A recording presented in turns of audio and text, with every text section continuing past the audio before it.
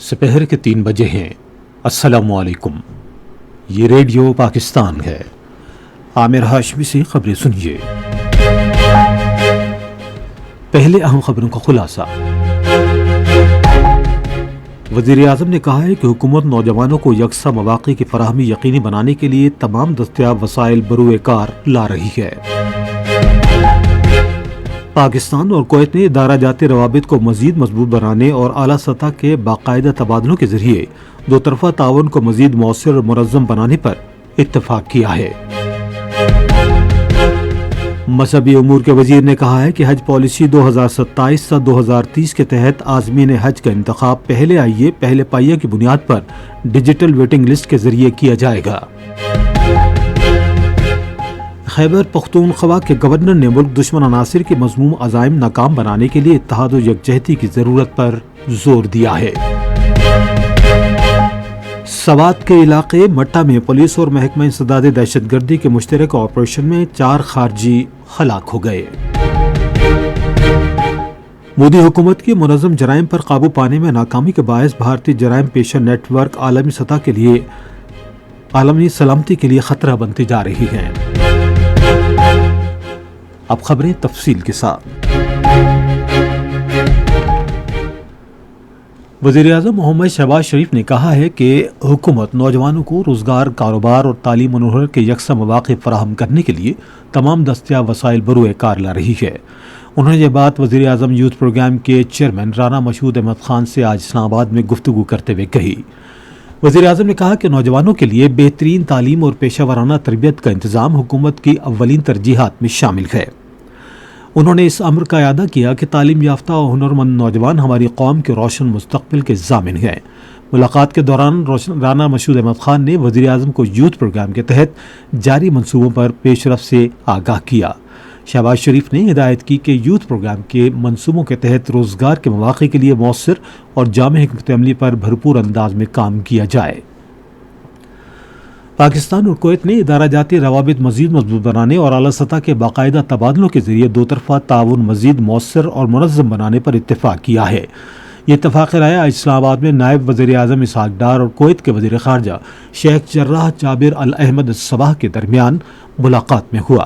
وفود کی سطح پر ہونے والے مذاکرات کی مشترکہ صدارت کرتے ہوئے دونوں رہنماؤں نے پاکستان اور کویت کے درمیان دو طرفہ تعلقات کے تمام شعبوں کا جائزہ لیا اور تجارت، سرمایہ کاری، توانائی، محنت، زراعت، انفارمیشن ٹیکنالوجی، صحت، کانکنی اور معدنیات، دفاع اور مجموعی اقتصادی شراکت داری میں تعاون کو مزید فروغ دینے کے طریقوں پر تبادلہ خیال کیا۔ دونوں ممالک نے باہمی دلچسپی کے امور پر کثیر جہتی فورمز پر قریبی رابطے اور تعاون جاری رکھنے کے عزم کا بھی اعادہ کیا۔ کویت کے وزیر خارجہ نے اپنے اور اپنے وفد کے پرتپاک استقبال اور بہترین مہمان نوازی پر حکومت پاکستان اور پاکستانی عوام کا شکریہ ادا کیا۔ مذہبی امور اور بین المذاہب ہم آہنگی کے وزیر سردار محمد یوسف نے کہا ہے کہ حج پالیسی 2027 سے 2030 کے تحت عازمین حج کا انتخاب پہلے آئیے پہلے پائیے کی بنیاد پر ڈیجیٹل ویٹنگ لسٹ کے ذریعے کیا جائے گا۔ انہوں نے آج اسلام آباد میں ایک نیوز کانفرنس سے خطاب کرتے ہوئے کہا کہ عازمین حج اپنے پسندیدہ سال میں حج کے لیے موجودہ متوقع حج اخراجات کا 10% جمع کرا کے رجسٹریشن کروا سکیں گے۔ سردار یوسف نے کہا کہ شفافیت یقینی بنانے کے لیے تمام حج انتظامات کا تیسرے فریق کے ذریعے آڈٹ کرایا جائے گا۔ پاکستان علماء کونسل کے چیئرمین مولانا طاہر محمد اشرفی نے کہا ہے کہ قومی پیغام امن کمیٹی ملک میں امن و استحکام کی بحالی کے لیے اپنی کوششیں جاری رکھے گی۔ انہوں نے آج پشاور میں قومی پیغام امن کانفرنس سے خطاب کرتے ہوئے معاشرے میں بین المذاہب ہم آہنگی کے فروغ کی ضرورت پر زور دیا۔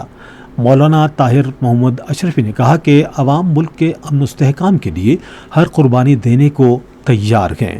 خیبر پختونخوا کے گورنر فیصل کریم کنڈی نے کانفرنس سے خطاب کرتے ہوئے علماء کرام پر زور دیا کہ وہ آگے آئیں اور صوبے میں امن و استحکام کی بحالی کے لیے اپنا مؤثر کردار ادا کریں۔ انہوں نے کہا کہ ملک میں نفرت اور تقسیم کو فروغ دینے والے ریاست مخالف عناصر کے مذموم عزائم ناکام بنانے کے لیے اتحاد و یکجہتی ناگزیر ہے۔ سوات کے علاقے مٹا میں پولیس اور محکمہ انسداد دہشت گردی کے مشترکہ آپریشن میں 4 خارجی ہلاک اور متعدد زخمی ہو گئے۔ اطلاعات کے مطابق پولیس نے مٹا کے علاقے راشد سر میں انتہائی اہم اسٹریٹجک پوائنٹ پر کامیابی کے ساتھ کنٹرول حاصل کر لیا ہے۔ آپریشن کے دوران ایلیٹ فورس کے جوان کانسٹیبل گلفام نے خوارج کا بہادری سے مقابلہ کرتے ہوئے جامع شہادت نوش کیا۔ 4 خوارج ایک مکان میں پناہ لے کر اہل خانہ کو انسانی ڈھال کے طور پر استعمال کر رہے ہیں۔ یہ خبریں آپ ریڈیو پاکستان سے سن رہے ہیں۔ پنجاب کی وزیر اعلیٰ مریم نواز نے خطہ پوٹھوار میں بارش کا پانی محفوظ کرنے کے لیے آئندہ 3 سال میں 800 چھوٹے ڈیم تعمیر کرنے کی منظوری دی ہے۔ انہوں نے آج لاہور میں زرعی تبدیلی اور واٹر مینجمنٹ پر اجلاس کی صدارت کرتے ہوئے صوبے بھر میں پانی ذخیرہ کرنے اور زیر زمین پانی کے نظام پر پیش رفت کا جائزہ لیا۔ مریم نواز نے زراعت، آبپاشی، ہاؤسنگ اور بلدیاتی حکومت کے محکموں کو ہدایت کی کہ وہ 1 ونڈو واٹر سیکیورٹی لاہ عمل کے تحت کام کریں۔ سندھ کے وزیر اعلیٰ سید مراد علی شاہ نے امریکی سرمایہ کاروں کو دعوت دی ہے کہ وہ صوبے میں مختلف شعبوں میں موجود سرمایہ کاری کے وسیع مواقع سے استفادہ کریں۔ انہوں نے یہ بات آج کراچی میں امریکی کاروباری وفد سے ملاقات کے دوران کہی۔ وزیر اعلیٰ سندھ نے وفد کو حکومت کی بھرپور معاونت اور بین الاقوامی معیار کے سرکاری اور نجی شراکت داری فریم ورک کے ذریعے کاروبار کے لیے سازگار ماحول فراہم کرنے کی یقین دہانی کرائی۔ آزاد کشمیر پولیس کے ترجمان ایس ایس پی خاور علی شوکت نے کہا ہے کہ کالعدم عوامی ایکشن کمیٹی ایک مسلح گروہ بن چکی ہے جو پولیس اور قانون نافذ کرنے والے اداروں پر حملوں میں ملوث ہے۔ انہوں نے آج راولاکوٹ میں ایک نیوز کانفرنس سے خطاب کرتے ہوئے کہا کہ قانون نافذ کرنے والے اداروں نے ہمیشہ انتہائی تحمل کا مظاہرہ کیا ہے اور وہ صرف اس وقت کارروائی کرتے ہیں جب کالعدم گروہ کے ارکان کی جانب سے ان پر حملہ کیا جاتا ہے۔ انہوں نے کہا کہ کئی شرپسندوں کو گرفتار کیا گیا ہے جبکہ ان کے قبضے سے غیر ملکی ساختہ جدید ہتھیار بھی برآمد ہوئے ہیں۔ خاور علی شوکت نے کہا کہ کالعدم کمیٹی آزاد کشمیر کا امن و سکون تباہ کرنے کے درپے ہے۔ خیبر پختونخوا کے ہنگامی امدادی ادارے نے آج سے اگلے بدھ تک صوبے میں گرج چمک کے ساتھ بارشوں کا انتباہ جاری کیا ہے۔ ادارے کے مطابق تمام ڈپٹی کمشنرز کو اس عرصے کے دوران کسی قسم کی جانی و مالی نقصان سے بچنے کے لیے حفاظتی اقدامات یقینی بنانے کی ہدایت کی گئی ہے۔ پی ڈی ایم اے کا کنٹرول روم مکمل طور پر فعال ہے اور کسی قسم کی ہنگامی صورتحال میں 1700 یعنی 1700 پر رابطہ کیا جا سکتا ہے۔ پاکستان نے عالمی برادری پر زور دیا ہے کہ غزہ میں جنگ بندی اور امن سے متعلق اقدامات پر مکمل عمل درآمد یقینی بنایا جائے۔ یہ بات اقوام متحدہ میں پاکستان کے مستقل مندوب عاصم افتخار احمد نے مشرق وسطیٰ کی صورتحال پر اقوام متحدہ کی سلامتی کونسل کے کھلے مباحثے سے خطاب کرتے ہوئے کہی۔ انہوں نے کہا کہ غزہ کی تقریباً 20 لاکھ آبادی اب بھی صرف 30% علاقے تک محدود ہے اور نہایت سنگین انسانی بحران سے دوچار ہے۔ عاصم افتخار احمد نے کہا کہ منصفانہ اور دیرپا امن کا واحد قابل عمل راستہ ایک آزاد، خود مختار، متصل اور قابل عمل فلسطینی ریاست کا قیام ہے۔ انہوں نے کہا کہ پاکستان خطے میں دیرپا امن و استحکام کے لیے بات چیت اور سفارتکاری کے ذریعے ہر ممکن تعاون جاری رکھے گا۔ مودی حکومت کی جانب سے منظم جرائم کی روک تھام میں ناکامی کے باعث بھارتی جرائم پیشہ گروہ عالمی سلامتی کے لیے خطرہ بنتے جا رہے ہیں۔ بھارتی نشریاتی ادارے NDTV کے مطابق کینیڈا میں سرحد پار اسمگلنگ نیٹ ورک کے خلاف کارروائی کے دوران کئی بھارتی نژاد ٹرک ڈرائیور گرفتار کر لیے گئے ہیں۔ پاکستان اور ویسٹ انڈیز کے درمیان 2 میچوں کی سیریز کا دوسرا کرکٹ ٹیسٹ اتوار سے پورٹ آف اسپین میں شروع ہوگا۔ ویسٹ انڈیز کو سیریز میں 1-0 سے برتری حاصل ہے۔ اور اب موسم۔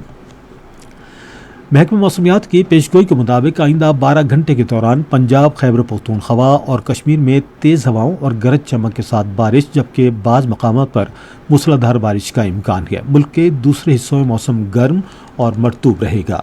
آج ریکارڈ کیا گیا بعض بڑے شہروں کا درجہ حرارت۔ Islamabad 29 degree centigrade, Lahore 31، Karachi اور پشاور 34، کوئٹہ 35، گلگت 22، مری 21، مظفر آباد 26 جبکہ سری نگر 27، جموں 31 اور لیہ میں 16 ڈگری سینٹی گریڈ ریکارڈ کیا گیا۔ खास खबरों का खुलासा एक बार फिर सुन लीजिए। वज़ीर-ए-आज़म ने कहा है कि हुकूमत नौजवानों को यकसा मौक़े की फराहमी यकीनी बनाने के लिए तमाम दस्तयाब वसाइल बरूए कार ला रही है। पाकिस्तान और कुवैत ने इदारा जाती रवाबित को मज़ीद मजबूत बनाने और आला सतह के बाकायदा तबादलों के ज़रिए दो तरफ़ा ताउन को मज़ीद मौसर और मुनज़्ज़म बनाने पर इत्तफ़ाक़ किया है। मजहबी उमूर के वज़ीर ने कहा है कि हज पॉलिसी 2027 ta 2030 के तहत आज़मीन हज का इंतखाब पहले आइए पहले पाइए की बुनियाद पर डिजिटल वेटिंग लिस्ट के ज़रिए किया जाएगा। इसी के साथ खबरें ख़त्म हुई। मज़ीद खबरों और तज्ज़ियों के लिए हमारी वेबसाइट पर radio.gov.pk और फेसबुक के link radio Pakistan news official पर बराह रास्त वीडियो स्ट्रीमिंग भी मुलाहिज़ा कीजिए।